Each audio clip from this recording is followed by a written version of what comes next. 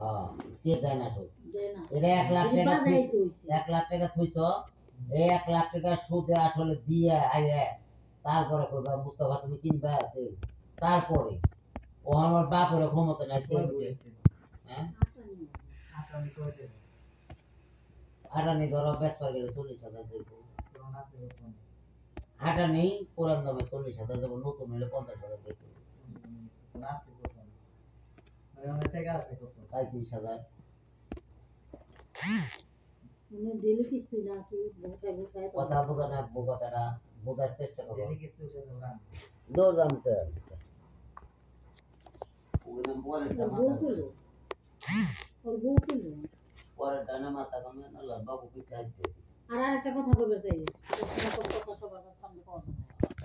বিদেশের ব্যাপারে তুমি এগুলাই করো না কারণ তার শ্বশুর শাশুড়ি আছে তার শ্বশুর শাশুড়ি বলে না করো তো বাবা কোন থেকে কি হয়ে যাবে গো আশাসে মনে করো চিরজীবন তোমার আরেকটা কথা কইতে পাঠাবো না শ্বশুর শাশুড়ি আমি জানি তো তোমার আরেকটা কথা কইবো না তোমার যে দাদা না হুসেন মাকবর তার আপন ভাই মানিক সাহেব না ভুল করলাম আপন মামা তো ভাই তার মানিক সাহেব তার মামুর আপন মামুর পোলা হ্যাঁ হইলো আজকে থেকে 70 বছর আগে 50-60 বছর আগে তাকে ঢাকায় বাড়ি রোহা বাড়ি রোহা মোনাঙ্গা রোহা ঢাকায় বাড়ি কয় কি ভাই আমার নাতিন দাদি করছে আমার দুনিয়ার না কয় কি ভাই মুজাফর তো ম্যাট্রিক পাস করলো ভাই মুজাফরে যে বিদেশ পাঠিয়ে কয় কি মানিক সাহেব মানিক ভাই তাহলে বিদেশ বাবাই দিচ্ছি বাবার সমস্যা ভাই তাহলে বিদেশ পাঠাবে কত টাকা লাগবো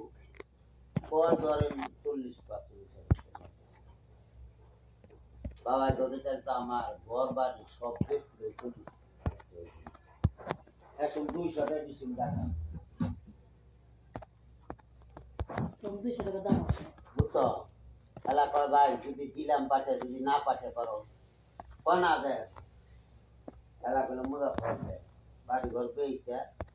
ঘরে বিদেশ পাঠাইলাম দেখা গেছে মানি পাঠাইলাম কয়েকটি ঢাকার বাচ্চা আমি 7 দিন দেয় আর পরে গাড়ি করে ওরা খুশি বা আমার এরকম বড় বুঝতে হবে ওই হিসাব আব্বু আর এই হিসাব আমার কথাটা মনে হচ্ছে দিয়ে তোমার হিসাব করতে তখন এই যে সুবরে তোমার আপনার লোক আছে আপনার লোক আছে আপনার লোক আছে পাঠাই দেবে